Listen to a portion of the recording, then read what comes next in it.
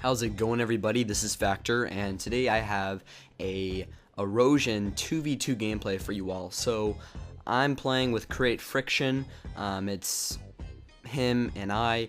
I'm Create Factor, obviously, and we really like to do these 2v2 games, and we think it's really fun. So we played tons of games in a row, and we went 18 wins and 0 losses. This is just one of our few wins. My final score, I get 18 kills and 7 deaths. Which is pretty good in my opinion for this 2v2 game type, and I'm actually really liking this new playlist. I'm really glad they added it. I really can't play 1v1 because I think 1v1's really unfair, because whoever sees the other person first is really who's gonna get the kill. So camping is really favorable in 1v1s. And that's why I really don't think it has lots of skill. I think they should make it in 1v1 to where you can allow the radar to always be on or something like that, where people in the lobby can vote for that or something, because it would require a lot more skill. But 2v2 requires skill because you and your teammates have to communicate and you have to know where certain people are, and it's very fun.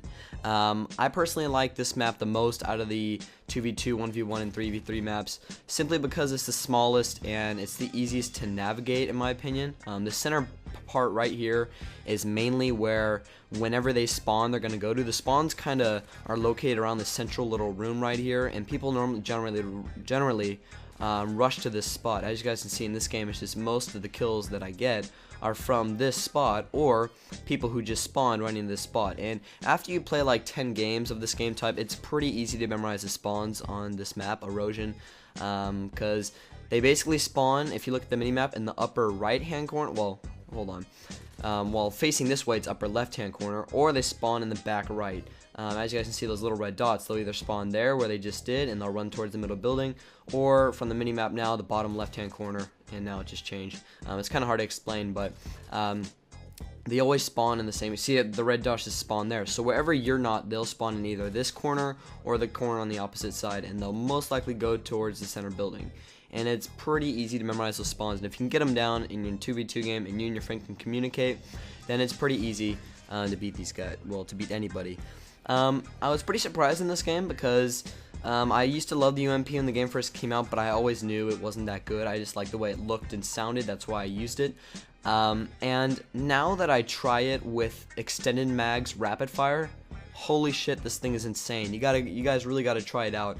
I tried it out now, and it is really good, almost as good as the MP7 in my opinion, because it's got the fast fire rate and not as much recoil as expected, as I would have thought if you put on rapid fire. So basically, really simple tips for this game type. Like I already said, get the spawns down. Erosion's the easiest for that, and if you're doing 2v2 or 3v3, make sure of this. Don't run the exact same equipment or kill streaks as your friend or two of your other friends.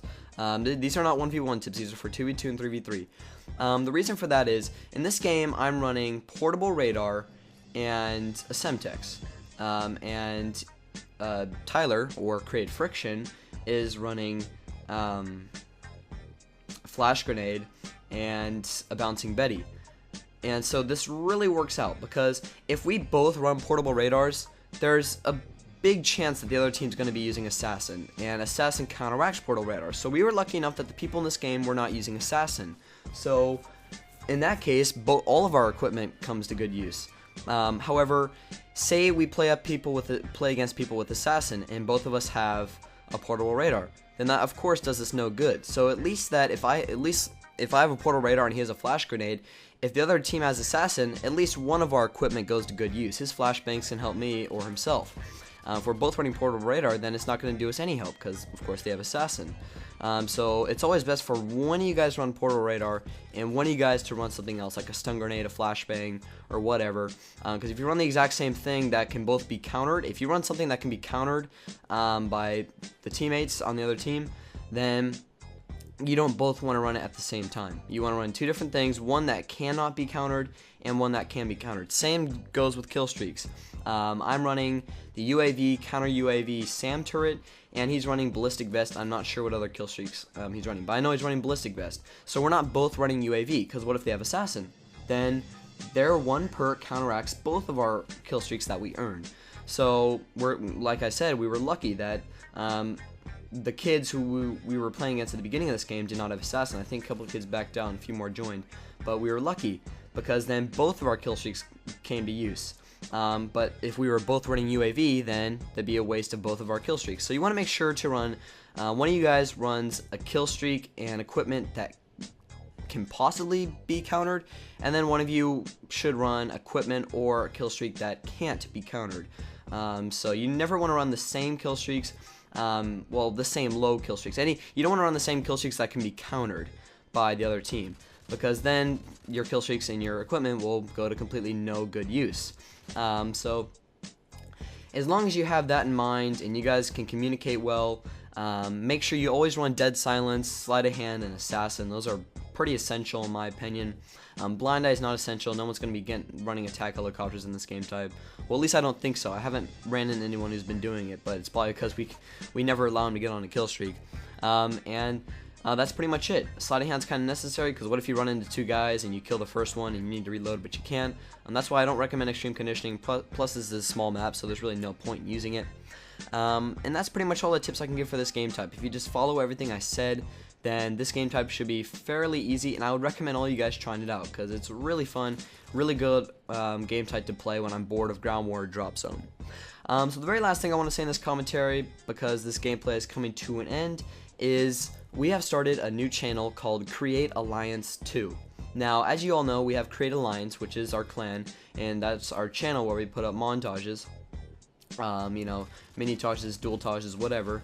And we decided to make Create Alliance 2, and on that channel we're going to be putting up games like this, like competitive games where maybe it's me and Tyler doing 2v2s and we're like, you know, doing a live comm, or maybe it's we kind of thought up of a new idea called Douchebaggery Episode 1, Episode 2, where it's kind of a funny series where it's just us getting killed by really stupid stuff, like people camping in corners, a dead man's hand. It's just kind of a fun series, you know. So Create Alliance 2, maybe vlogs of us in real life, you know, douchebaggery episodes, and also competitive gameplays like this will go up on that channel. So make sure to check it out. I'll put a link in the description down below. Anyways, guys, thanks for watching this gameplay. 18-7 final score. Once again, thanks for watching, and I'll see you all in my next video.